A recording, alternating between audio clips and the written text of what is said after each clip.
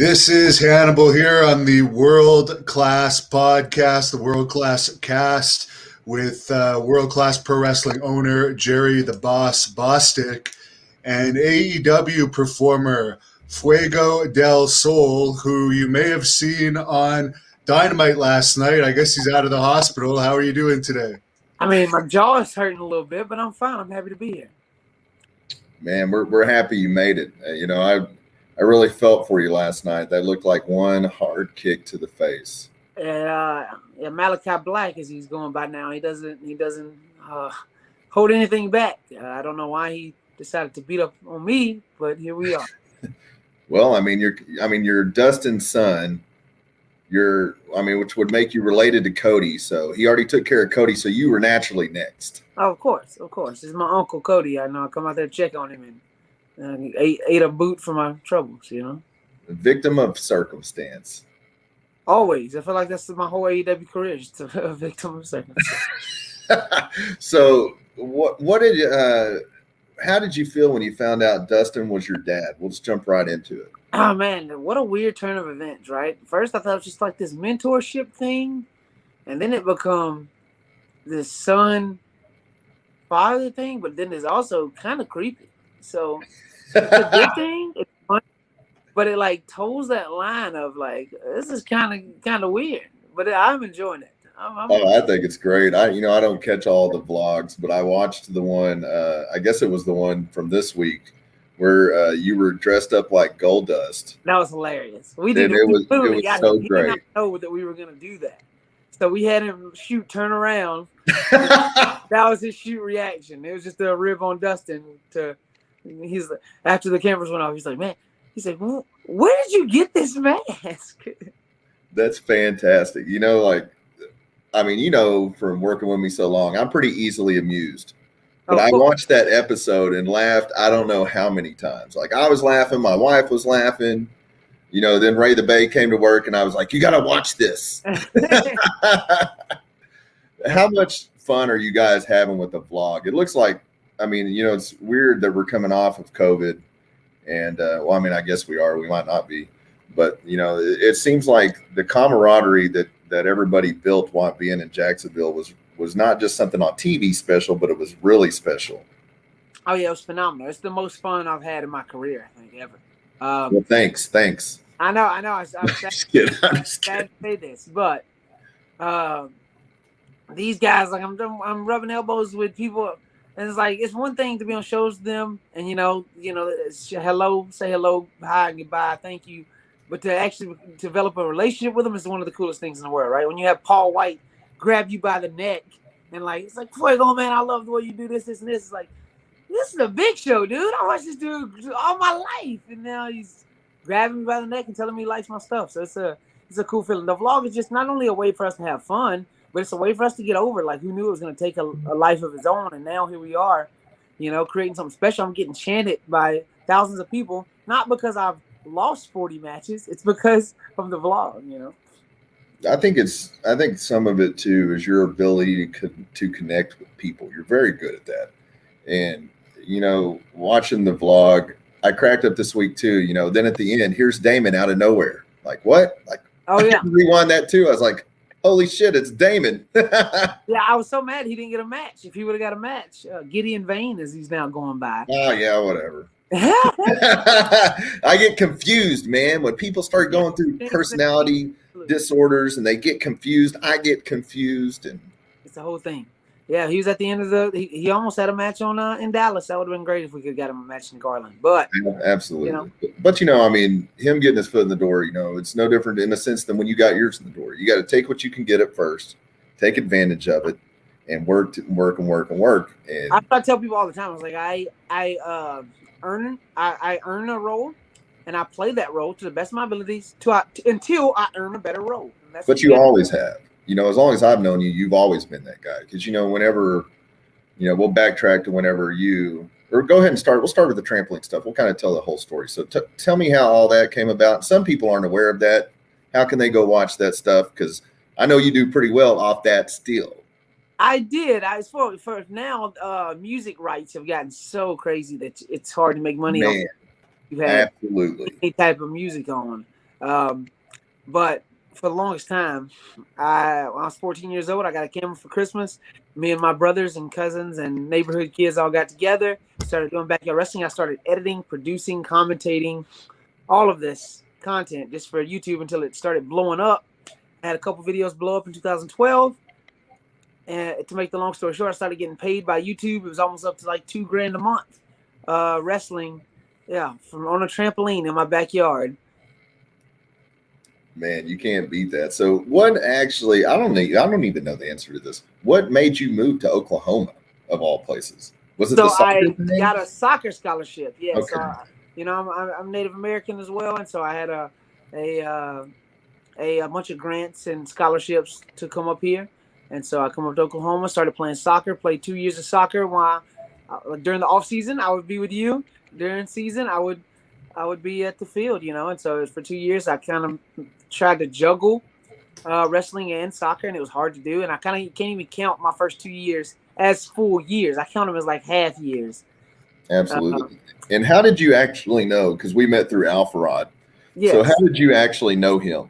Again, it goes back to the Native American connection.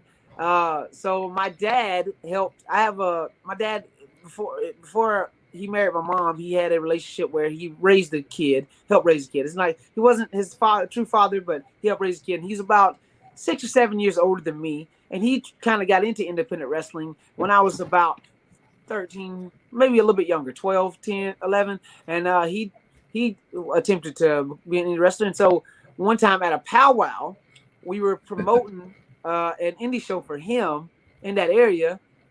And Alpha Rot was there drumming, and he saw my dad put up a poster, and he kind of come over and talked to him, told him he was an indie wrestler. They kind of connected on Facebook. He looked up a bunch of his clips. And then when he saw me come up to Oklahoma, he's like, man, I wonder if Alpha Rot is still wrestling. I should call him up and see if there's any opportunities for you up there. And I was like, absolutely. I'd already kind of talked to someone in Mid-South in Oklahoma City. I was like, at least got a foot in the door somewhere in Oklahoma. But then out of nowhere, my dad calls me back. He's like, hey, I got in touch with Al. He says you should come out in February to Broken Bow. And the rest is history. That was your first show with us, was Broken Bow? Broken Bow, Oklahoma. I wrestled Guy Atticus in the first match. We had a really good match. It was all just a test to see if I could go, but I ended up selling a ton of pictures because we drew a great house in Broken Bow. And so, I made a ton of money, probably more money than I ever made in wrestling up to that point.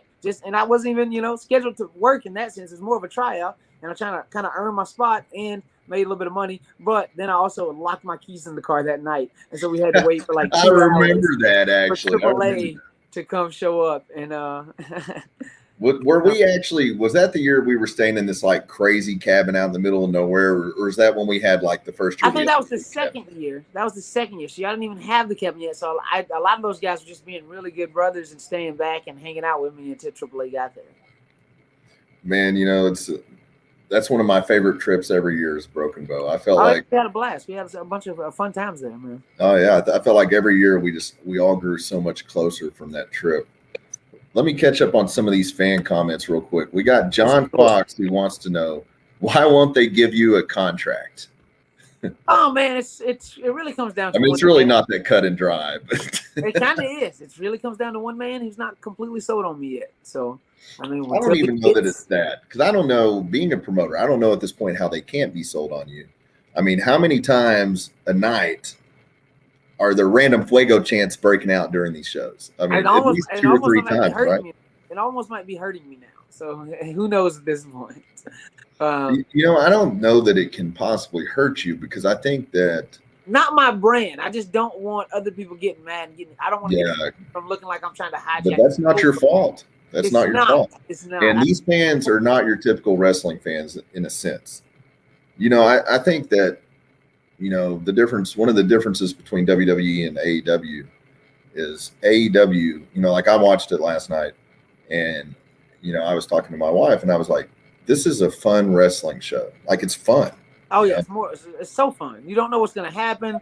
You have no clue. Like when they came out as the Elite Squad, I was like losing my shit over it. I was like, what is this? This is one of the greatest things I've ever seen. Yeah, thank God for the HBO Max connection, right? So they've been able to pull off a couple of those things. They've been able to do the Godzilla versus Kong match.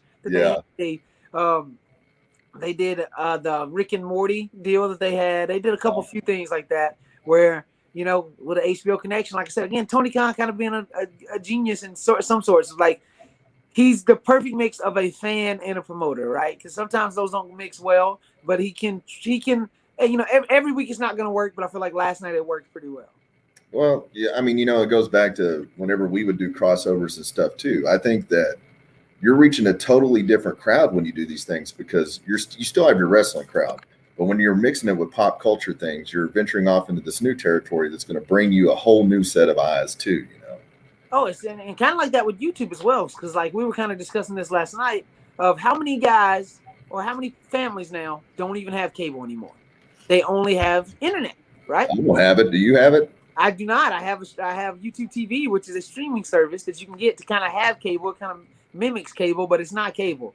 And yeah, see, I have Hulu Live, and honestly, if it wasn't for wrestling or sports, I probably wouldn't even. That's the only reason anybody keeps cable anymore is to watch live sports. That's it. Maybe news. Some people like to have news, but you can do that with an antenna now. You know, one of those digital boxes now. So right. It's like, if you don't want to subscribe to this, people, and you're watching, there's still the antenna. It's still around. It's still around. Bunny ears, still around. You know, but so many people watch their wrestling just through YouTube alone, where they're only watching it on YouTube, clips on YouTube, matches on YouTube, maybe some other not so legal platforms to use to watch as well. But how many of how much of a crossover are you getting? Like, how many people found the vlog and started watching AEW? Right there, we've done some research about that too. There's some females that are just in love with Sammy Guevara that watch his vlog. They don't necessarily watch wrestling, but when it comes to some of the shows, just to try to meet and see Sammy Guevara. So like, there's a whole new thing, and I kind of realized since we've been back on the road how much this vlog, how much traction, how much pull it actually has, because the fans care about it, or they wouldn't be chanting my name like they have been everywhere we've been. We got a comment from the Modern Wellness Center. I'm sure you want to put them over. I saw they were sponsoring you. They said, catch Fuego live tomorrow night at VIP Wrestling in Haltom City. Yes. So what do you want to say about them? I know they're sponsoring you, so we should give them a shout out. Dude, they're the best. They're incredible. They did some work on my back last week, and it helped me tremendously. It was like the best type of recovery training that I could suggest for anybody. If you're hurting, if you need some help, if you want some advice, go see them in Fort Worth. They're incredible. We worked out this great sponsorship deal where they sponsor me as an athlete and as a Twitch streamer. My streams are coming very soon, so just be on the lookout for that. Sometime next week, we'll be announcing the first Twitch stream. So, guys, Modern Wellness Center in Fort Worth, please go check them out. They're incredible. Yeah, and you know, I think they sponsor other wrestlers too, right? Exactly. Gino from MLW. Oh, hell yeah. Gino. As well as Roxy, who's now in ROH. So definitely check out the Modern Wellness Center. They're fans of wrestling. They help out the wrestlers, and they can help out you too. The best mental and recovery health that you can go check out. We got Roger Way. He said, will you still compete in the world class? I mean, I'm always going to be a world-class guy. I can't get away from it, can I? Couldn't escape it. Well, you know, one day if you have to get away from it, I would totally understand. I can't even, you know, like I've told you tons of times, I'm so proud of you for the work you're doing. Like, I don't think sometimes, you know, I think certain people think you were probably gifted that spot because of your relationship with Sammy, and that's so far from the truth. I feel like, anybody, you've always worked hard to get whatever you've got. Anybody can get your foot in the door. Al got my foot in the door with you guys. I feel like I earned my spot, right? Same here. Sammy got my foot in the door with AEW, but it was me. I earned my spot. So hard work and, you know, talent, you know, will always outmatch anything else. Nepotism is great, and, hey, it helps out everybody, but you can't just get by on nepotism alone, you know? I think, you know, we'll know who you're talking about later. I was actually talking to your opponent for Wichita earlier this week. And he could not say enough great things about you. Dude, he's the best. He's awesome. You know, just from his interactions with you, watching you grow, believing in you. Like, it was a really cool conversation just to hear him put you over like he was. Oh, yeah, man. There's so many guys that y'all looked up to in AEW, like growing up, and that now I can consider friends. And that is like one of the most surreal and yet coolest things ever, man. So how much did your world-class connections help you when you went to AEW? Because, I mean, geez, I think we've worked with I don't know how many of those guys. Oh, my God. So a big deal about that is Justin Roberts. Like any chance he gets during commercial breaks, he'll acknowledge me, say little things about me. And I would have never met Justin, never been in tight as Justin. Like I remember my first week there, he's like, "Oh, we got to take a picture, send it to Boston right now." And so, picture, send it to you. That meant a lot to me. I loved that. I appreciated that you guys took the time to do that. But yeah, there's so many guys that I've either wrestled or met through your show. Like, Did JR remember you? I don't think so. See, me and JR never really interacted a ton when he was at our shows, and I kind of kept my distance. You know, I know I wasn't. I won't say I wasn't his cup of tea. I just know he was a very busy man, and there was other people on the show that he was worried about. You know, and so I understood my place in that sense. Maybe I was just a shy kid at that time when he was there, but now JR knows me and knows who he is. Mike D just wanted to say Earthquake for the 2022 Hall of Fame. I'm down. I don't know why Earthquake's not in the Hall of Fame, really. I would think he would be. It's just crazy that he's not. But, you know, I mean, I think a lot of people don't understand that the Hall of Fame is kind of a political deal, and it's kind of just for show, you know, like people are like, I can't believe such and such isn't in the Hall of Fame. Well, because they have to spread it out. They only put in one female a year, one tag team a year, one person that has passed away each year. Only one dead person a year. So, and one celebrity a year. Yeah, of course. You got to have your celebrity, man. Donald Trump, Hall of Fame. I wasn't going to say it, but you said it. You know, whenever he got elected, I was like, man, there's a member of the Wrestling Hall of Fame as the president of the United States. Incredible. And then, you know, Linda McMahon was in charge of all the small businesses in the United States for a while. And I was like, boy. Oh, yeah. Man, good thing she's not still in charge. She might have shot AEW down. Who knows, man? It's not a small business anymore, though, especially not with these rumors going around. So we'll see. Yeah, I mean, what can you tell us about these crazy rumors? What's the inside scoop? Anything at all without getting yourself in trouble? As much as you do. I know fans are insane about how well they try to find this stuff out because, like, they're tracking Tony Khan's private jet, right? Like, if anybody has a private jet, that you can look it up any plane online if you know the flight, the plane, whatever numbers it is, serial number, but they've been tracking it just to figure out if he's been going to Chicago, who he's been meeting with, everywhere else. So it's just insane the how far fans will go. But it's so awesome. Like, I was thinking it last night when I was watching. I was thinking, man, it's such an awesome time to be a fan of wrestling. And, like to me, I wasn't, I mean, we've talked about it. I wasn't always on the AEW bandwagon, whatever, because it's not, some of the stuff's not necessarily my style, which is kind of odd because my style is kind of out there too. But I was watching last night and I thought to myself, I was like, man, WWE is in deep shit. Of course. If something does, if AEW, if you guys don't slip up in the next year or two, this game is going to get a lot more interesting. Oh, absolutely. Absolutely. It's going to get real interesting. And then I feel like the goals of people have changed, man. A lot of wrestlers now coming up don't want to, right now, I mean, I'm a free agent. I'm unsigned. So if WWE, offered me something, I'd have to take that into consideration. But the goal right now is to get signed by AEW. It's not to go get signed by WWE. And so if there's a goal difference change for indie wrestlers. Like they helped over 100 wrestlers during the pandemic get work and give them exposure and give them a platform and make a little bit of money because they weren't not paying these guys. It's good money when you wrestle for AEW. So I can't say enough good things about that. And then just how much they have capitalized on each big thing that they've done. Like every little step they've drawn out and got the most out of. And that's what you need to do. If they can continue to do that, who knows if these big names do come in, they could be selling out Jacksonville Stadium. They could be selling out 60,000 seats if they set up like their big WrestleMania type show. It can be crazy. I was wondering, if AEW is going to run a show that weekend at some point, to kind of just say, hey, like now we're in your face directly. I mean, I thought it was great how they both came back in Texas and it was sold out shows the whole time. It's crazy, man. It's crazy. It shows how much, it's a whole different atmosphere, man. I tell people 3 weeks ago, I thought I was done. I guess it's almost 4 weeks ago now at this point. I thought I was it. I thought Jacksonville's over. I had a fun run at AEW. This is it for me. I'm going home. We did a whole big goodbye vlog. I saw that one too. I'm getting addicted to watching these. These are funny, man. We try to put them out, make them funny. Sometimes they don't all hit as well as we want, but there's at least one part of the vlog that's going to make you feel some type of emotion every time. But there's How do they find the vlog for people that have not watched it or do not know how to watch it? What's the easiest way for them to find it? The easiest way is to search Sammy Guevara on YouTube.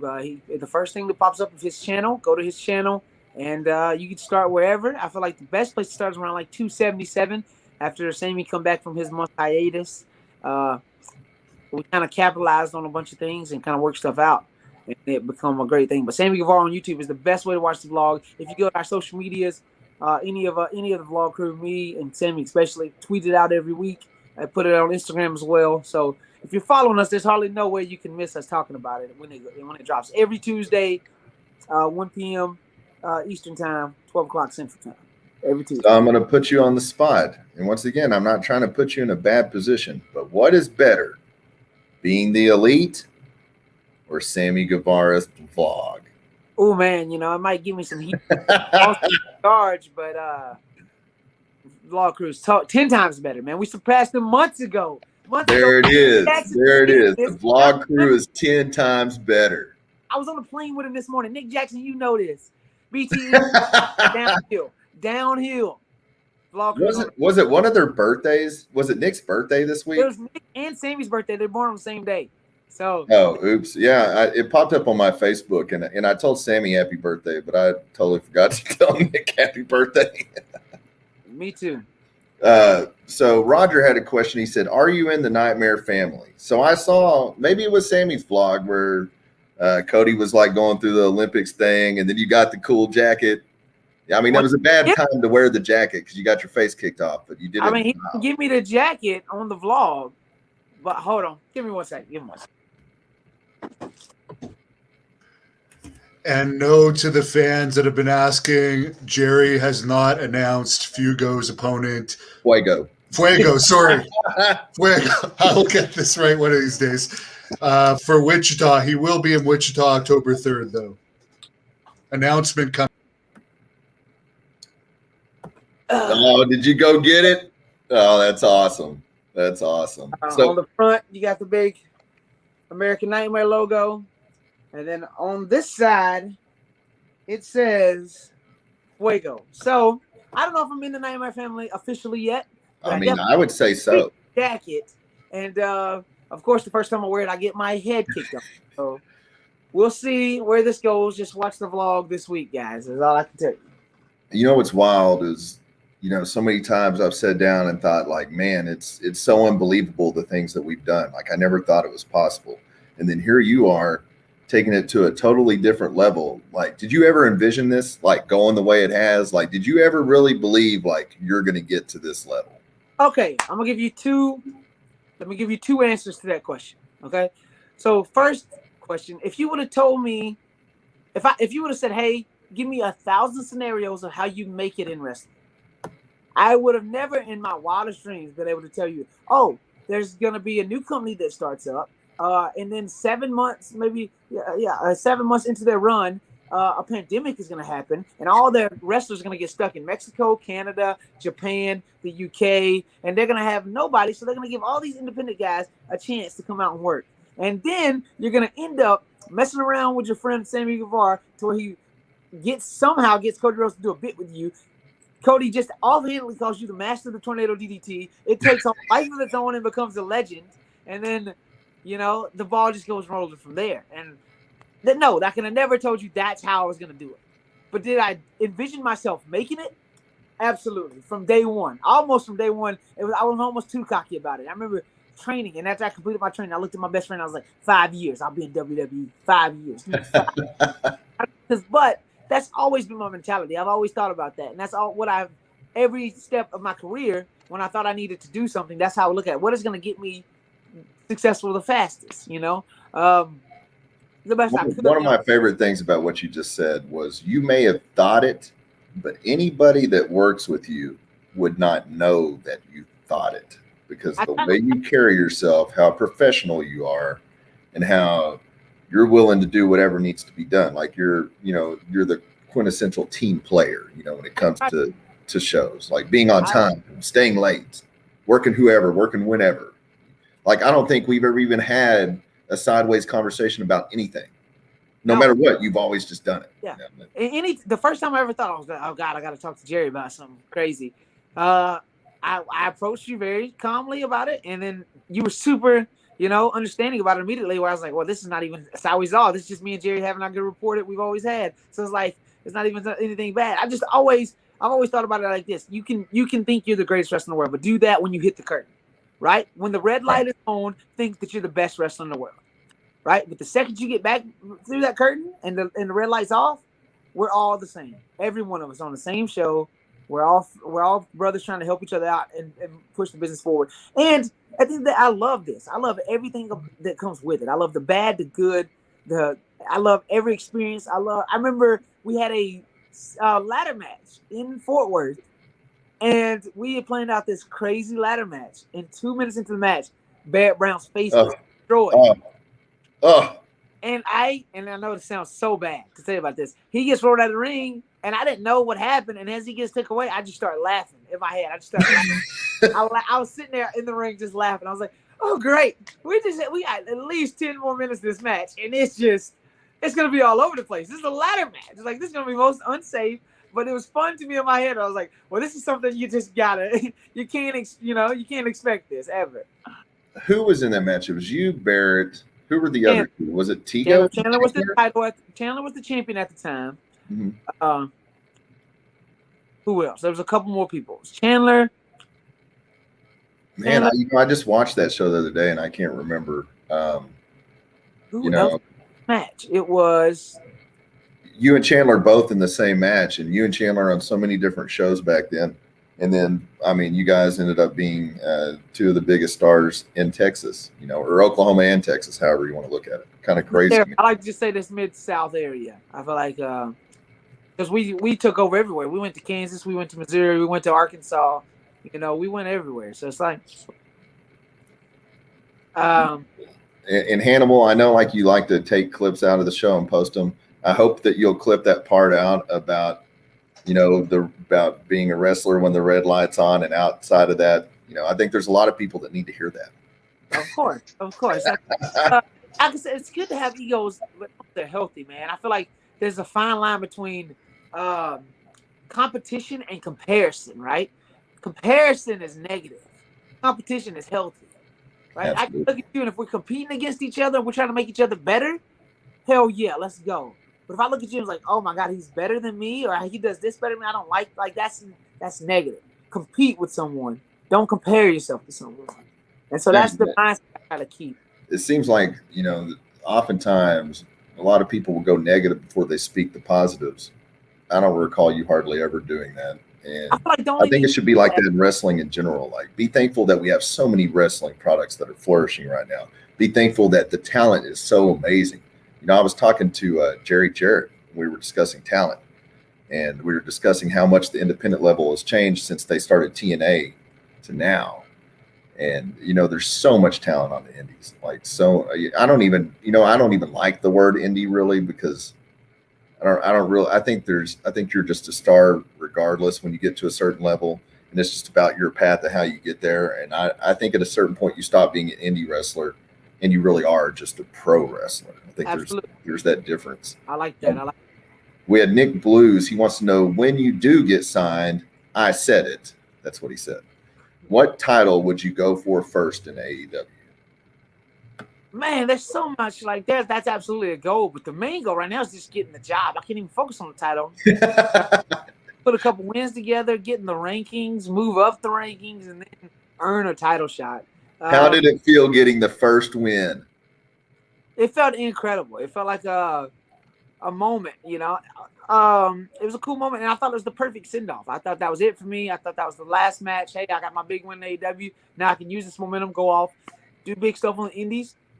Out of nowhere, Cody was like, no, you're coming back to Miami next week. Hey, can you come back? I thought I was just going to come there to do a bit with Cody Rhodes, and that was it. And I was almost mad. I almost didn't want to go because I was like, I'm hanging around somewhere that doesn't want me here, right? They did enough for me. They sent me off in the right direction. Why is Cody making me come to the show? I get there. I'm wrestling Matt Hardy, and the crowd goes bananas for me, and I'm like, this is one of my favorite nights of my career, and I didn't want to even show up. That's how stupid I was about this whole situation. So how many times have you worked Matt? Twice? I worked Matt twice now. We worked once on Elevation back in April, I want to say, and then we've just recently wrestled each other in Miami. Well, I guess maybe third time will be the charm. Ooh, I would love to do that. Maybe. Yeah. So October the 3rd at the Cotillion, Clash at the Cotillion 4, Flame On, Game On, the main event. What a show name. Fuego, I know, right? Fuego del Sol versus Matt Hardy. There it is. I love the sound of that. I love the sound of that. And really, no lie, like when we talked this week, because I hadn't talked to Matt in a while, other than just text messages, and he just went on and on about you for like 4 minutes solid of all the respect he's got for you. Dude, and he's so looking forward to this third match. And I am too, because it's on our turf. He beat you a couple of times in AEW, but this is not AEW. This is your turf. Exactly. They're gonna be for Fuego del Sol in Wichita. Absolutely. They love you there. Absolutely they do. It's a good feeling. Like I said, I had a great match with Juventud there, and they were chanting both of us then too. So it was a good. Oh, and then Hoovie's going to AEW next week. So happy for my dude. Hoovie's crazy. Oh, he's crazy. I thought you wanted someone more unpredictable than Nick Gage. You brought in here. I mean, geez, you had what? Did you have 3 matches with Hoovie? 3 matches. 3 matches. They're fun, all fun experiences. 2 more than 1, but there was that one. I got my whole movie experience all through it out, so I love it all. But yeah, we got LL who says, I haven't gotten one of your T-shirts yet on Pro Wrestling Tees, but I will. I definitely want the Burger King design T-shirt. Well, LL, don't type about it, be about it. Exactly. Tell them how to find your shirts, Fuego, and tell them about the experience of being a so-called independent wrestler and the top 10 selling shirts on Pro Wrestling Tees. Again, I can't take all the credit. Cody Rhodes tried to turn a joke because, like I did last November, I lost my job because they told me, "Hey, it's either us or AEW." So I said, "See ya. I'm betting on myself." And that people found out about this. QT found out about this. He kind of let Cody know, "Hey, man," before he goes all about it, because he just recently lost his job. And somehow, for some reason, Cody Rhodes just put it out into the universe that I got fired from Burger King. I've never worked at Burger King a day in my life. It become a running joke where he would just, anytime he see me and I would be in a room with people, just like, "Hey, Fuego got fired from Burger King." And I was like, I never want, like, why he does this? He does this about the smallest things. He'll take it. He tells people I have 12, 13, 14 kids. I was like, I don't have that many kids. I have some kids, but I don't have that many kids. And then he's like, he literally convinced some wrestlers a couple weeks ago that I was 42 years old. He convinced. What? I was like, how do you get convinced? Like, but he likes to. That's his funny sense of humor. But he said this about Burger King, and I'm like, well, I could sit here and try to just defend myself, or I could try to make some money with it. And so I turned it into a T-shirt, and it was the highest selling shirt for me that I've ever had, and it was on the top seller list of Pro Wrestling Tees. So it was an incredible feeling to have that type of success and be smart enough to flip that around. Someone's making fun of me in a joking manner and flip it around to make some money off of it. I feel like so that was another shameless plug. Who designed your merchandise? Again, that goes back to Gideon Vane, Damon Windsor. One of the best designers in the game, who has also designed for MVP, Chavo, you. Chris Jericho. He's been. Oh, that's right. He did the Jericho shirt too. Yep.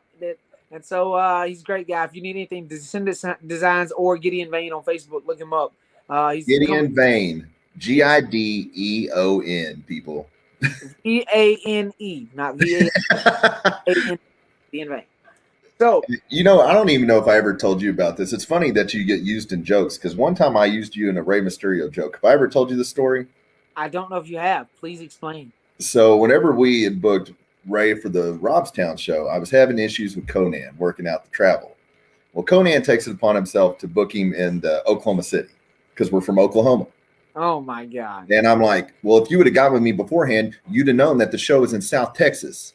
Like, I was pretty mad. So I was like, Chavo, you need to get a hold of him and work this out. So he did whatever. And then I went to go pick Justin up at the airport, but Justin didn't know. And so he's like, did you get it worked out with Ray? And I was like, I got it taken care of, man. He's like, what are we going to do? And I was like, well, this is exactly what we're going to do. When we get there, I bought this Rey Mysterio mask off the internet. We're going to make Fuego put it on. We're going to have him get beat up backstage and act like he's Rey Mysterio. People will never know the difference. And I was like, and I found somebody even more popular than Rey. And he's like, who? And I was like, Super Crazy. And I was like, so Ray's going to get beat up in this backstage vignette. People are going to be upset. And then they're going to see Super Crazy and they're just going to lose their shit because everybody knows that Super Crazy is more popular than Rey Mysterio. And man, he just started cussing me out. He was like, we're not going to make it out of there. Like, this is bullshit, blah, blah, blah. And I was like, I'm just messing with you. We worked it out. So you're good for these jokes, apparently. Hey, man, that's not you and Justin Roberts tried to rib me another time. Once before as well. The John Morrison Taya match. Oh, that's great. Tell that story. I'd forgot about that. Listen, it was very funny because, like, John, you had John on shows before, and I had met John before. Always a super nice guy. Always. Well, he had an elbow injury at the time, and he couldn't wrestle on the show. And you decided you wanted to have your first intergender match, and you know, he's like, well, if I'm going to do it, I might as well use Fuego in it because Fuego, you know, like you said, team player. And so it was me versus Ty Valkyrie. And the day of the show, you and Justin will come up and he's like, he's kind of like Macho Man with Elizabeth. Like, he doesn't like, you know, talking to Taya. And I was just like, Justin seems way too excited about this. And so that was like my first red flag. I played it off way cooler than he did. But like, I'd never been on a show with both of them at the same time. And so I was like, maybe John's different when she's around, you know? And so then they get there.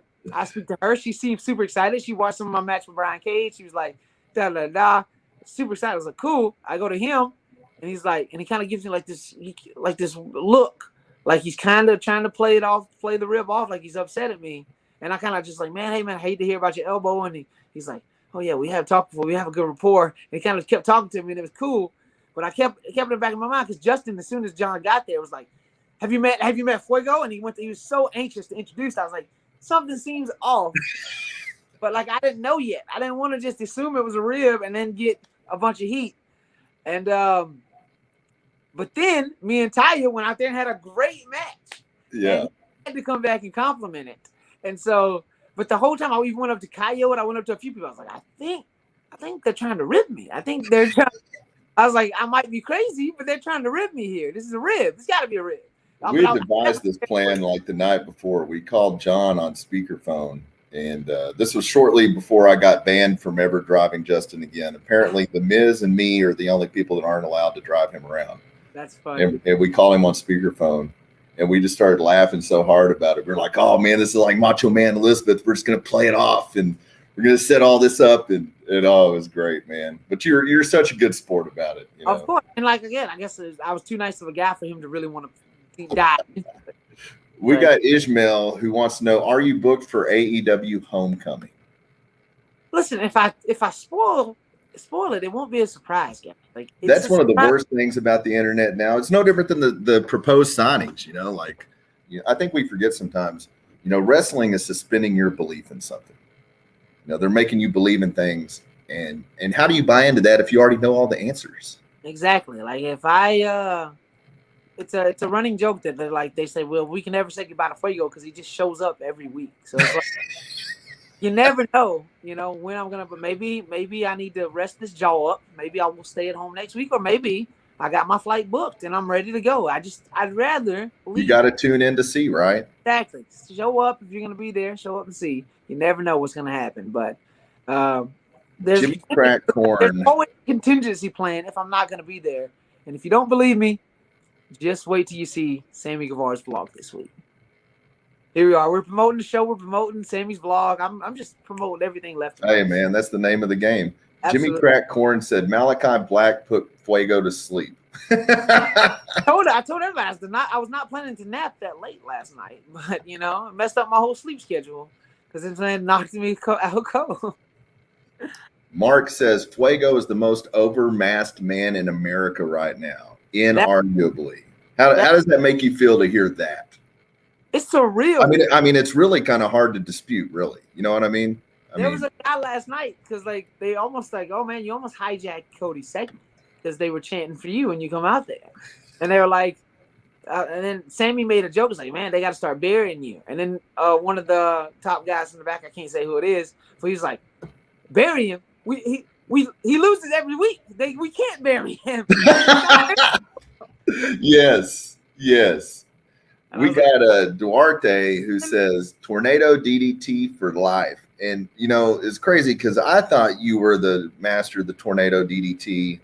And then all of a sudden, AJ Styles is. What's up with that? Stop, okay? This is a social media guy trolling. There's either two things here happening, right? He knew, he's like, hey, how do we get a bunch of traction on a tweet? Right? He knows about the vlog, and he's like, how do we get a bunch of traction on a tweet? We tweet this. And hey, they're all about numbers over there. They just want the most tractions possible, all the replies and retweets and quote tweets. It looks good for them numbers-wise. Or two, he's an actual secret fan of me, and he knew people would come to my defense about it. Right? But regardless, it was a WWE social media guy trolling, right? I find it hard to believe that they aren't aware. You know what I mean? They're super aware. This is not the first time they've done this. They also done who's got the best DDT, and they put up a bunch of different people's tornado DDTs. And they were like, who's got the best tornado DDT? And this is like a week or two after one of my big segments went viral. And so it's like, anybody can do the move. I tell these people all the time. Anybody can do the move. It's not about, I don't own the move. I never created the move, but I mastered the move. I'm the master. So to sit there and to call someone else the literal master of the tornado DDT when that's my moniker, that's bullshit. And the fans knew. If you go to that tweet and look at the replies. I mean, you blew up because of that. Weren't you trending? I was trending worldwide because people were mad that they called someone else the master of the tornado DDT. Thanks, haters. Thank you. Like I said, thanks to everybody for the support for sticking up for you. That's crazy. Yeah, that's the best part. There was a few just WWE diehards that I had to block, but besides that, everybody else is great.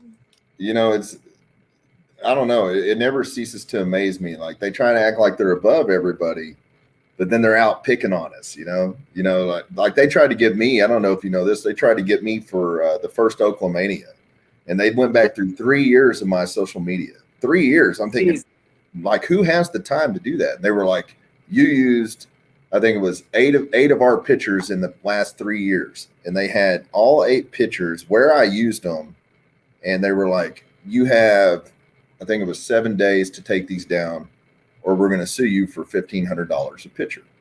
Jeez. So me and my infinite wisdom, I was like, oh, this is great. I'm going to let them sue me. This is fantastic. And I can't remember who it was. It might have been Russ. He's like, you're a dumbass. Read that email again. So I read it again, and I was like, oh, man, that's $150,000 a picture, not $1,500. We get those down right now. And, you know, so that's why we underwent a poster change at Oklahomania, was because it was Sting, JR, Hacksaw, I can't remember who else, just silly stuff. You know.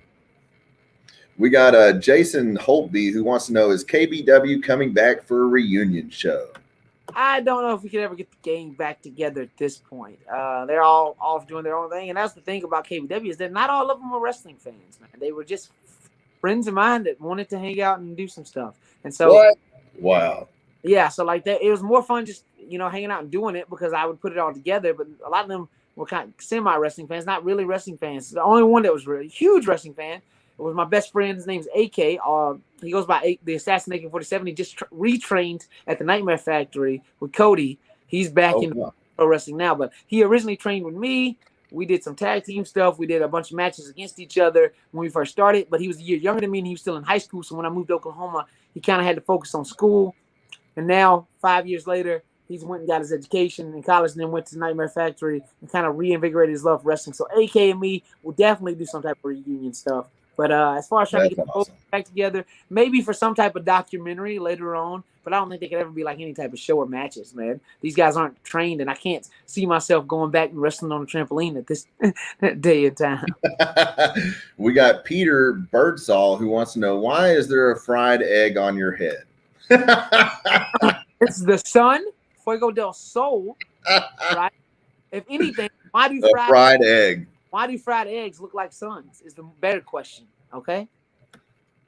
Ishmael said, how cool would it be if you get signed at AEW Homecoming? It will be the icing on the cake of your journey. I feel like the longer they hold it off, the more over it's just gonna make me. So I You don't know, even in a sense, it's almost made you a much bigger star by them holding absolutely off. the reason I'm over, and I said this last night to a And they know this. They know this. I'm over is because I'm not signed. People just want me signed. It's a ground, and I don't want to compare myself to Daniel Bryan, but to a lesser extent, it's kind of like that movement where people, they love me so much that they just want to see me get the credit that I deserve. And I feel like a lot of people think I've earned a contract, and they want me to see me get that credit. And even if other people haven't, I'm gonna keep doing my thing and earn it because I'm having the most fun. I can't stress about things that are out of my control. So I think I have the right people on my side. I mean, clearly, and so it's gonna come sooner or later. If not by them, by someone's gonna give me a contract soon. So I'm not even worried about it in that sense. I can't stress about it. I'm just gonna keep doing me, having the most fun I've ever had, working on myself and grinding because that's what I do.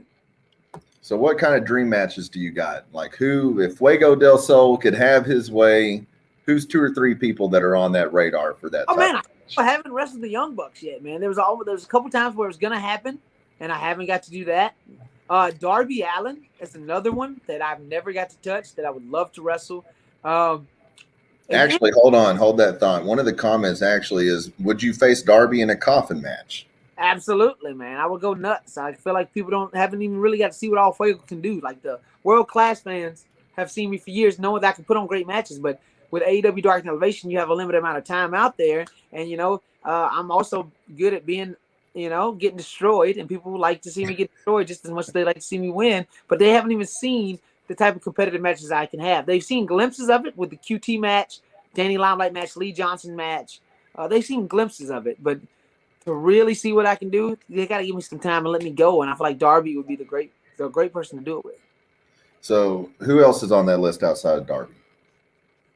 If Bryan Danielson comes to AEW, he's at the top of the list, man. I literally shed tears the night that he retired. I was at WrestleMania 30 to see him win both titles. It was 3 months into me training, and it was one of the coolest moments of I was like, if he can do it, I can do it. And so. Was that the one in New Orleans? Yes, that was the year that I was there too. And so it was like one of those things where I was just like, man, I got to wrestle him if there's a chance. There's a ton of guys on the roster that I've never even got to lock up with that I would love to get a chance. Even Jungle Boy's one that we've had a couple tag team matches, but a one-on-one with me and him would be. Oh, that would be wild. I agree. Yeah, I agree. And then I think later down the line in the future, you can always go back to Sammy Guevara versus Fuego. The first place we ever wrestled at? Me versus Sammy Guevara? Broken Bow. Yeah. I remember that match, and I don't know if you remember our conversation afterwards. I said, you guys got to learn to tell the story of how you get to one move from the next. And it's crazy thinking about that match to where both of you guys are now. Like you guys, I mean, I'm sure it wasn't because I said it, but you took that and ran with it. But not only that, I don't know if you remember the next month you booked a rematch. I mean, to your credit, you gave us another chance. And I remember the feedback because Justin Roberts, I think, was there at that point, and he was like, "Hey, man, that was a much better match than last month's match. Y'all told a story and got to the moves that y'all wanted to do, but we were just so excited to work each other. And how when two guys, you can't tell them nothing at some point sometimes. And so that's how it was. That was back in 2016, I believe. So we're looking at. It was. I think that's a money match down the line. You can tell a cool story with both of us. Nate Vaughn said father versus son match. Where do you stand on that one? I don't, you ever seen the movie Old Yeller? When you love something so much, you got to go put it down. I don't want to have to, I don't take him behind the woodshed, We'll see. Maybe one day I'd rather team with him first. Let him. I've been riding his coattails. Come on, let him jump in the ring with me. He can ride my coattails a little bit, and we'll win a few matches, and then we can do the father versus son match eventually. There's no guarantee, but one match that I would like to see, and I'm shooting for December the 11th whenever we return to Texas and we go to Irving. I'm shooting for it. I can't promise it, but I'm working on it. I want to see Fuego del Sol and X-Pac, Sean Waltman 101. Okay. No, he said he would never do another singles match after a certain amount of time.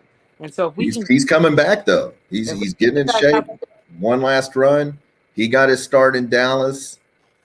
You know, he A was, lot of to me, people, outside of Brian Pillman and Jushin Liger, you know, one of the original high flyers. a lot of people tell me that I have a 1, 2, 3 kid type story. That out of nowhere, if I beat a big name, it makes me just like it made kids. So it would be incredible to work with Sean, man. You know, especially for it to take place there. You know, I feel like, you know, in a sense, it's like him coming full circle, but at the same time, him facing what he started in a sense. Absolutely, it would be incredible. It would be I incredible. love just the thought of that story. We got Faye All Day who says Wichita loves Fuego for sure. My son lost it when he saw Fuego on AEW. And man, they gave me so much love. They always bought all the merch. They always cheered for me, regardless if it was a fatal 4-way, triple threat, tag team, whatever. I had some great matches there, man. I had one with Hoovy that was great. Me and Randy Price wrestled the Step Brothers there and went to a double count out. Man, that match was so much fun. It was very fun. It was one of my favorite matches, I think, in World Class. You know, the Step Brothers are such a good team. They've teamed together for years. And then here come you and Randy, who really hadn't teamed together at all. And the chemistry with you guys was insane. I feel like we ended up getting the team against Ethan Page and yeah, when we did the Impact show. And you know, I don't even know like how we put you guys together in the first place. I don't remember why, but it was just so fluid. The chemistry was amazing. And especially, you know, like, I mean, both matches, you guys just tore it up. You know, I was so proud of you guys for taking that and doing what you did with it and working together. I mean, it was, people would have thought you teamed together for years. I know Randy's so talented. I would do it with him any day of the week. Any day. Randy's so talented in every which way. A lot of people, you know, they don't realize Randy produced all of our TV shows. He's actually even produced 1 or 2 segments for AEW, I think, a couple of years ago. Yes, he did. Yes, he did. And he's one of the best producers in wrestling, period. I agree. If you don't know that name, Randy Price, look it up. I mean, his work, phenomenal. For itself, absolutely. Josh said, will Fuego give Malachi Black a tornado DDT? You know, if I had it my way, absolutely. But, you know, Cody is a grown man. He likes to handle his business by himself. And next week at Jacksonville at Homecoming, I'll be watching, whether I'm at home or in the back. I'll be watching closely because I know Cody's going to get a little bit of revenge, not only for himself, but for his buddy Fuego del Sol. So I'm looking forward to that one next week. Bill Romanowski said the Cotillion will be bumping October the 3rd. I have no doubt. I can't wait to see that match myself. You know, that's, you know. So we had to wrestle on Elevation, and we didn't have any time to put anything together. We kind of had to just go out there and do it. And that's the reason he likes him so much, because he's like, we had great chemistry for someone, you know, for 2 guys that never wrestled each other before. And so, like, from that day forward, he's like, you know, whatever you can say, whatever you want about Fuego, but he can wrestle, he can work, you know, and so that's a good feeling. Yeah, you know, I remember it was probably one of your first big matches you had for us. You know, once again, it to me, it's about how far you've come since that time. It was one of the casino shows. It might have been Rise of the Revolution, where you wrestled Chavo. Right behind you, that poster right behind you again. Yes. Ah, yes. And I don't really remember. Something happened, and I was like, man, you got to go on first. Y'all don't have time to do anything. You're just going to have to go out there and do it. What were you thinking whenever I came up to you and said that?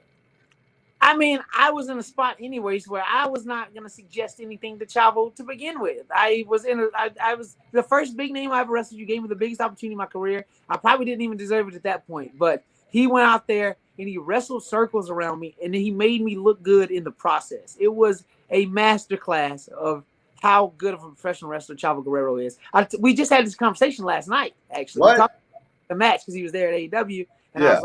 I was like, man, I remember. You know, he kept saying, he's like, man, look at you now, Fuego. Look how far you've come. And I was like, it's a good feeling, you know, when people say that. Like even Matt Sydal, another guy who I wrestled at one of the Oklahomanias, he was the same way. He's like, man, he's like, I don't want this to sound like an insult, but you've gotten so much better since It's insane. we each other 3 years ago.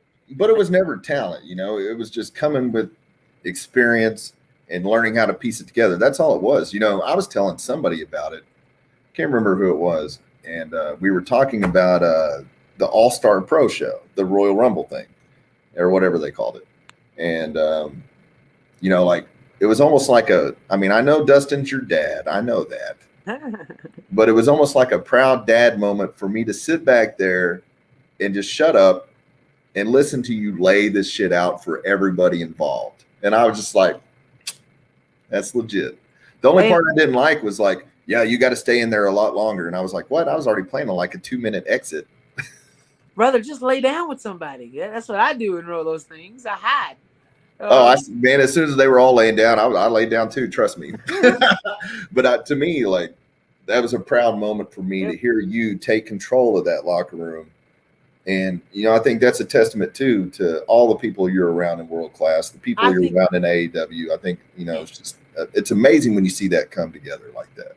A lot of people, like I said, I've only been doing this 7 years, and like I said, I really can't even count 7 years. I counted about more 6 years because the first 2 were kind of half and half. But like, I got to really learn professional wrestling and figure out who I wanted to be as a wrestler with World Class.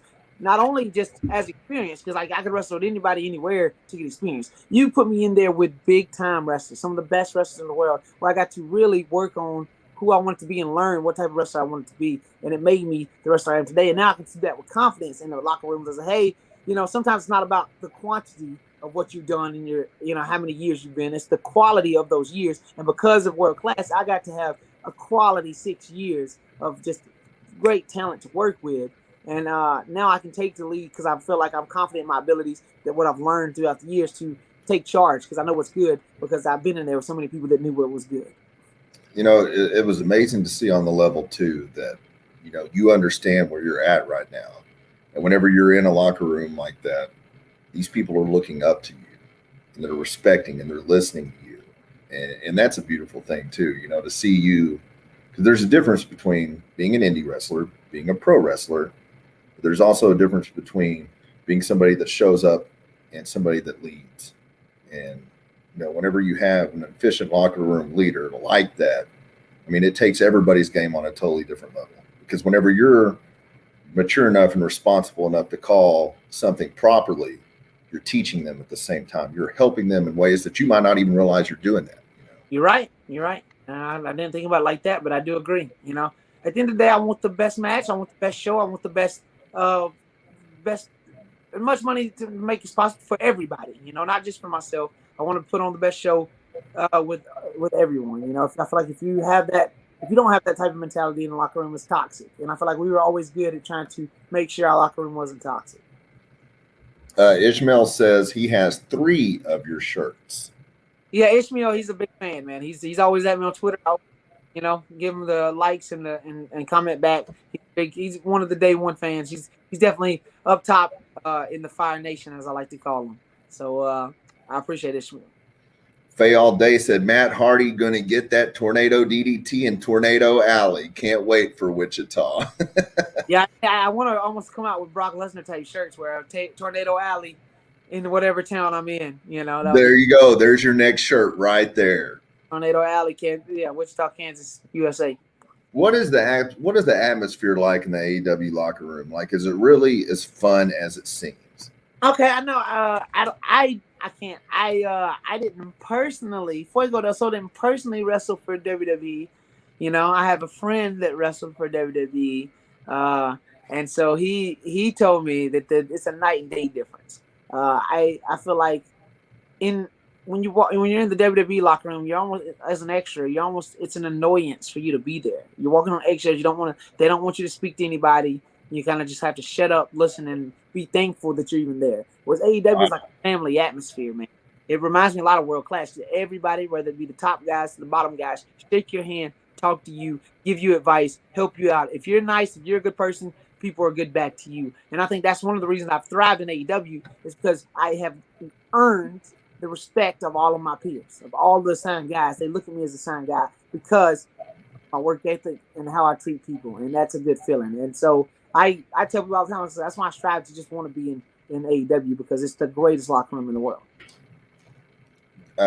Lou says, which luchador would you want to wrestle? To me, I don't know. I would love to see the Rey Mysterio match one day. It's funny that it eluded me, man. I would love to wrestle Rey, dude. So bad. I would love to wrestle Rey. Because you remember the last, 2 or 3 years, I would always say to people, you were the world-class Rey Mysterio. I would love to see that match. I would always like that comparison. I don't know if I could even step into those shoes, but I try to do it to the best of my ability.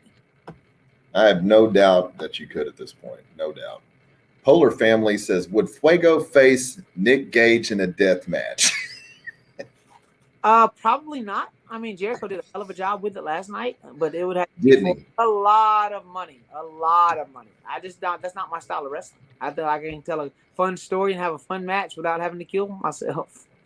So, You know, it's important to be able to identify too what your type of matches are. absolutely. So I think it's cool that you just said that, because I think a lot of times, you know, people will sacrifice their bodies, they'll sacrifice their sanity, anything they can to take whatever opportunities in their hands. But at the same time, sometimes you have to be smart enough to say no. And, you know, I was pleasantly surprised with that match last night. You know, I thought, okay, this is TNT. It's not going to be a typical death match. Jericho's not going to take none of this stuff. It'll be Gage taking all of it. And it was totally not. I was waiting to hear that they got in trouble today. He got cut with a peach color right into match. I think TNT actually likes the blood and gore of it all. I feel like they always pop a good number, and I think they enjoy it. So they never have restricted them when it comes to that. They enjoy the violence, TNT. So I mean, it's pretty crazy. What was the reaction whenever you guys ran WWE off of Wednesday nights, just around the locker room? What was the reaction?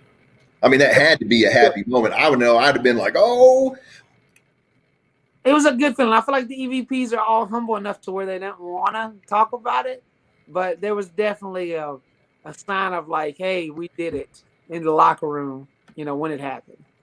You know, at first I thought, man, there's just no way. There's no way. Because, you know, to me, out of the WWE products, NXT is the best one. I agree. And you guys took their best product, kicked them in the ass, and sent them to Tuesdays. I mean, that's wild. Wow. I feel You know, like, because, I mean, Raw and SmackDown obviously still draw better ratings than everyone else. But but those ratings are sinking. Raw, The product's not good. I keep saying like I work there, but like I feel a part of I'm a part of the AEW family. But yeah, I feel like they're slowly sneaking up on Raw. But we'll see how it comes out. You know, it's sad too, because it's not a knock on any of the talent in WWE. They've got phenomenal talent. I mean, talent a lot of us have worked with. You know, my favorite wrestler on Raw right now is Johnny Drip Drip. I think that's one of the greatest things. Incredible. He reinvigorated himself in his career with his character, Johnny Drip Drip. We got Anthony. He wants to know, who's your favorite wrestlers? Oh man, this is the cliche answer, but Shawn Michaels will always be up there just because he was. It was like when I was young, and I was born in '95, just to show my age here. And so Stone Cold during the '90s was the greatest thing ever. But when I finally started to understand wrestling and get into it, like 7, 8, 9 years old, Shawn Michaels had just come back in 2002, and he just took over everything, man. I remember when he won the Elimination Chamber at Survivor Series and took the title off Triple H. I went bananas as an 8-year-old kid. It was the greatest thing in the world. And so Shawn Michaels first, Eddie Guerrero, another one that I love so much. Rey Mysterio, I could not, guy. I can't even not put him on the list. Daniel Bryan, CM Punk are two guys that I looked up to a lot just because they were smaller guys that kind of burst onto the scene and become main eventers, and that's what I looked up to. And then even John Cena to a certain extent later, and it's like the U.S. title run, John Cena is insane at how good it was.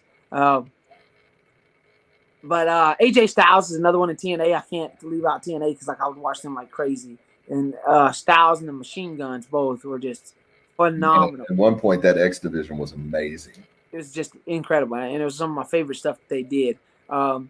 So I have to say those for sure. Those are the first ones in mind always, yeah. We got Patrick who said, you need to be a part of WWE. I feel like that's the wrestling fans' go-to thing. Like, as if you're an independent wrestler, they always ask, when are you going to go to WWE? When you can't just go to WWE, guys. There's a process to this, right? They either invite you to a tryout or they offer you a job. So they have to come to you. You can't just show up there. If anybody can show up there, all the independent guys would just be in WWE. So there'd be like a line around the building, like a WrestleMania line to get in, and people just be lined up everywhere. Like a job, right? It can be Pizza Hut or Domino's. You may prefer Pizza Hut, but that doesn't mean Domino's is not making money. And right now I'm at Domino's with AEW, and we're doing the thing, and I love it. That the pizza cutter to the face and then the Domino's commercial was pure genius. It's phenomenal. I don't know. It had to be on purpose. I don't know if it was coincidence or not, but it had to be. It would have to be. You know what's funny is that I didn't even connect the dots, and my wife was like, that's brilliant marketing. And I didn't even think about it until she said it. I was like, man, that's wild. We got Lou that says his 5-year-old daughter is such a Fuego mark. I feel like I connect with the kids, man. Fuego's for the kids, bro. I always will be. I love, I have 3 kids of my own. I worked at a trampoline park for years and years and years dealing with kids. I've always been super friendly with kids. They're just bundles of joy, and I hate to say it like that, but like it's the smallest thing that a kid does can make you laugh until you cry. It's just easy happiness, man. It's easy happiness. And you remember we would talk about it back in the locker room. We would talk about, you take your time with each person that comes up to you, because even if you don't think sometimes like you're a superstar, to kids you are a star. Exactly. They're watching you, they're listening to you, and that's a big deal to them. Even if it's not to independent wrestlers, sometimes like when kids come to these shows, you are a big deal. And we always, how many times do we have that talk to be conscious of people, and if they and look at their mannerisms, and if they need you, you are to talk to them, because you never know who might need somebody to listen to. We would talk about it all the time. And I think wrestling as a whole, like you got to understand your role in that with kids, because, or even young adults, even adults sometimes, like sometimes just you acknowledging them and taking the time to speak to them can change their whole world in a sense. Absolutely. I remember being a young kid and going to an independent show and just getting, a wrestler to slap my hand was like the coolest thing in the world. It's like just to be able to translate that and give that to kids now is incredible. I remember one time, me and D Money, our first WWE show we went to was a house show, and we were both adults at this time. And somehow we snuck down on the floor and we got up on the rail, and like, think of it as Kurt Angle, like he walked by, he just got done wrestling, and we like tapped him on the back like 5 times. I was like, oh my God, I tapped Kurt Angle 5 times. That's great. Wrestling at its core is just an emotional connection between a character and the fans. And I feel like that's right now is what I'm trying, people can see how genuine of a guy I am. And I think that translates to them wanting to cheer for me. And it's the greatest feeling in the world. I can't describe how great it is. AEW is right now the very definition of that emotional connection with fans. Like watching that show, the Fuego chants, the people singing the Jericho song, like it's truly a magical environment. Absolutely. I feel like, and they have. There's a fan on here that discusses that they like seeing you in Pele Pro Wrestling. Were you at last weekend's Pele Pro event? I was in the main event of that show, and I got to wrestle Cameron Cole for the Pele Pro Championship. I got screwed out of that championship, but then there was a surprise appearance by Enzo. What was Enzo doing there? Yeah, that's what I wanted to ask, because Enzo was booked somewhere else, and then he appeared on Pele Pro. Do you have any idea what happened there? The best of my knowledge is that that other place had screwed over his travel, and so it was even 5 hours away, and he had reached out to the Pele booker, and he's like, hey, I'm going to be in Texas. If there's any way I can come do anything with you guys, I don't want to be at this other show because they screw me over. And if I could come work with you guys, I would. And so we snuck him into the building and got to do something with him at the end of the night. But, you got to treat talent well, always, especially if they're coming far away. They have some exposure, a name about them. If they're good to you, you got to be good to them. Absolutely, 100%. And what was wild is I think there was like 4 people that didn't show up at that other company's show. Yeah, there was actually. It may even be more than that, but they haven't released their full results. But I'm glad Enzo got a booking. Could you tell us what it was like working with Enzo? Because we always hear mixed reports on him. But it's another match I'd love to see. I'd love to see Fuego and Enzo.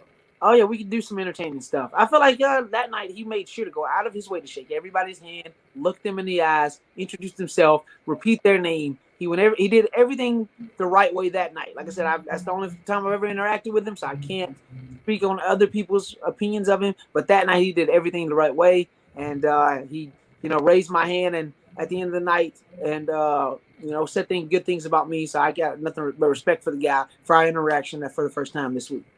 Man, I think that you should always judge people. You shouldn't probably judge them, period. But you should always gauge people off your interactions with them.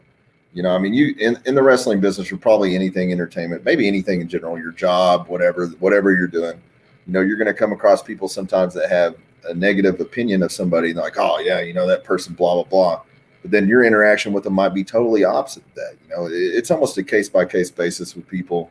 And Enzo has gotten mixed reviews from people, but at the same time, I love to hear stories like what you just said, because it's not always the case. And sometimes people, I mean, we're all human. Sometimes people might have a bad day. Sometimes it is an unfavorable situation and they have every right to be upset. So there's multiple factors that factor into that. But that's a great Enzo story to know that he is out there being like that, because there's a lot of people that don't go around the locker room and shake hands. There's a lot of people that definitely don't ask your name or remember it. So that's very cool to hear, because to me, Enzo is still a big star.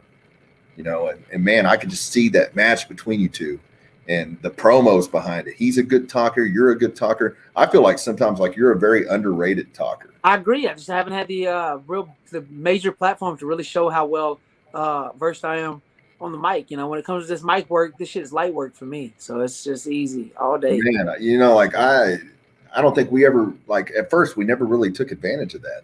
And I remember I was watching one day, like you started putting your own promos up. And I was like, oh shit, like he's really good, because you've never really, like you always let your work speak for itself. That's what I try to do. You never come up like, Jerry, man, I really need some promo spots. Like you've never done that. No. Then you started putting out these videos. I was like, damn, he's good. And then hits, Clash of the Cotillion 4, Flame On, Game On. Here we are. Now I always said, I say what I mean what I say, always. And I feel like you're speaking from the heart like that. And with a little bit of purpose, with a little bit of bass in your voice, say it with your chest, you can put something together pretty well. I'm a clever guy. I've got to give myself a little bit of credit. You should. And speaking of chest, you've gotten a lot bigger in the last year. How much bigger have you got? So since October of last year, I've put on almost 20 pounds. I put on 15 pounds, and give or take a couple pounds depending on what day it is and how much I've eaten stuff this day. But I was always told it was a big part of a presentation, and I always was in the mindset of, my wrestling will just keep speaking for myself. And then when I got there and I realized, man, I probably would have had a job by now if I had really gotten the best shape I could have had. And so I've made sure that I'm gonna make sure there's no reason they should say but. Oh, Fuego de Sou's a great talent, and we should sign him, but he didn't do this. Or Fuego de Sou's a great talent, but he's not as big as we want him to. Or but he's got the gear. I didn't want anything. There's no buts. I'm gonna leave no stone unturned. I'm gonna show them that I'm putting in the work. Oh, you think Fuego needs to be bigger? Cool. I'm gonna get in the gym every day and make myself bigger. So what advice? I mean, there's a lot of wrestlers in your shoes that have been there, that have been smaller. What advice do you give them that are watching this? Well, for one, I feel you got to travel and grind, because right at first I wasn't focused on the quickest route to WWE or AEW. I was focused on becoming the best pro wrestler I could be. Right? I always say this: there's three factors that make you a superstar in wrestling. Right? If you really want to be a major star, you could be a great talker, right? Have a great look / character, right? Or you can be phenomenal in the ring, right? If you have two of those things, you can be a world champion. If you have all three of those things, you're Hulk Hogan, John Cena, The Rock. You're one of those types, right? You have two, you can be a world champion. You can get a job off of one. You can have a great look and get a job off of that. But if you can't work or if you can't talk, you're never going to be a multi-time world champion like that. And so first thing I did, I was make sure I got in the ring and just grinded. And I traveled everywhere. I wrestled in Canada, Mexico, 14, 15 states. I traveled constantly. I was always out there trying to wrestle as many people as possible and make as many connections as possible. Because then I'd also be doing the work, the extra stuff, the dieting, the working out, promos, constantly working out, constantly watching tape. I was obsessed with wrestling always. So you have to be obsessed with it if you really want to be successful at it. Amen. And you should know the present, the past. You should know all of it. If you want to be in wrestling, know wrestling. Absolutely, you should be a student of the game. And don't be like, oh man, like I watched Hulk Hogan, John Cena, Ric Flair, Stone Cold. No, like watch wrestling as a whole. Watch people from the opening matches to the mid card to the top of the ladder, and learn to understand why they did the things they did, why these segments came along here, what was said here, how it all ties into each other. Be a student of the game. Absolutely. And if you love it, it should be easy. Exactly. If you're passionate about it, it doesn't matter. You got to be self-aware too. You have to be self-aware of what's going on, what what trends are going which way, and where you should be working and which companies you should be working at. You know, you got to stay on top of the indie game as well, and who's coming up and what are they doing right and what are people doing wrong, and use that to your advantage. I feel like that was always that way. Like I said, I grinded and tried to get as much experience as possible, and then when those big names that I got to work with and those connections I made saw that I was also putting in the work in the other facets of the look, the gear, the gimmick, the promos. They see all that, then they want to help you get opportunities because they see your growth. Like I said with Matt Sydal, like I said with Chavo Guerrero, they see the growth in me and they want to help me then because they know, hey, he's doing something right and this kid wants it. And that's what I tell everybody else. You gotta really want it. You gotta love it. You gotta love it even down to the stuff that you don't want to do. You have to love it. Man, one more shout out to the Modern Wellness Center. They said if you did wrestle a death match, we got you covered. We fixed up the king of the death match, Nick Gage, a few weeks ago, so no problem. Once again, they're in Fort Worth, right? Fort Worth, Modern Wellness Center, Fort Worth. Go check them out. I cannot say enough good things. I can't wait. I'll actually be there Saturday with Chavo in Fort Worth. Oh, wow, nice. I'll be there. Some festival. Tomorrow, and so they're going to work on back a little bit too. Help me there. And do you know their website so people can check it out? Is it modernwellnesscenter.com? It's on my, if you go to my Twitter and Instagram, it's on the sponsorship logo as well. So it should tell you all. So check Fuego's Twitter, Instagram, and you can figure out if you're in the DFW area how to get a hold of the Modern Wellness Center and have them work on you just like they're working on Fuego. Absolutely. Let's see. Jamie said that he saw your friend's match with Rowan on Raw, and I guess he wanted to get your thoughts on that. What did you think of your friend's match? I mean, it was I remember watching it, and I was excited for you, but at the same sense, I'm like, what are they doing? Like, what are they doing?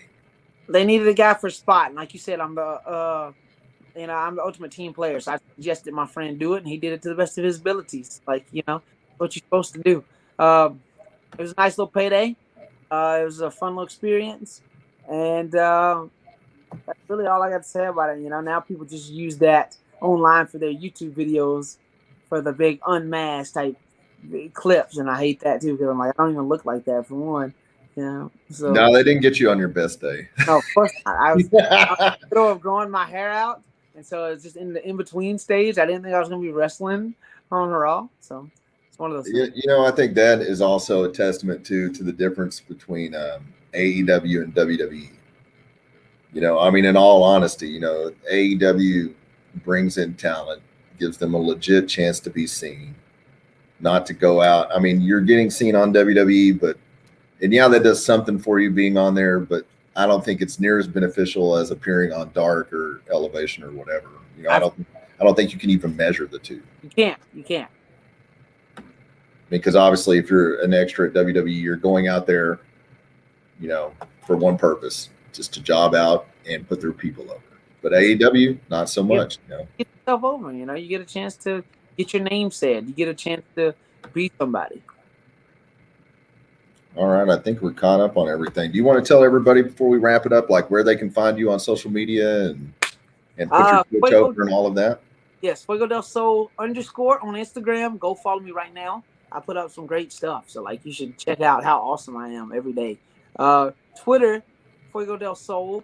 I got my @ changed earlier this year, so @ Fuego del Sol. Check that out. I just hit. I want to say 23K, maybe 22K followers. So the growth the past year has been incredible, and I can't thank you guys enough for that. 23K. There's no reason why we can't get Fuego to 30 to 50K. Come on, guys. If you're not following him, go do so. It's coming soon. Do you have any message for Matt Hardy that we can put into a clip here to help promote this Wichita event, October 3rd, where you're going to have this? Is this going to be the main event? Yes. I assume you can't get much bigger than that. It cannot get bigger than that right now. And, Matt's one of the most accomplished wrestlers of all time, and I can't wait to see that in person. I can't either. Let's see what I can say about Matt Hardy. Matt Hardy, Big Money Matt, as he likes to call him. He likes those big money matchups. Well, Matt, when you come to Wichita, Kansas, on October 3rd. It don't get any bigger than Fuego del Sol. Right? You want a big money match? Well, here's your chance. I've been itching for a little bit of revenge. And you come into my town on my home turf, and I'm telling you, it ain't gonna go the same way like it went on Dark and Elevation. So Matt Hardy, right? If you can show up without your HFO, without all your backup that you need, and you can fight this young kid who's hungry, who's itching to be put on the map. I can't think of a better way to do that than taking out a future Hall of Famer than Matt Hardy. Not only am I going to beat you, Matt, but I'm going to do it by putting you on your neck with a tornado DDT. And y'all need to see that in Wichita on October 3rd. Tickets are on sale now at the Cotillion's website, and you can also get tickets off of our Facebook page by clicking on the link there. It's a show you do not want to miss, headlined by Fuego del Sol and Matt Hardy one-on-one. When it's flame on, it's game on. I'm telling you that right now.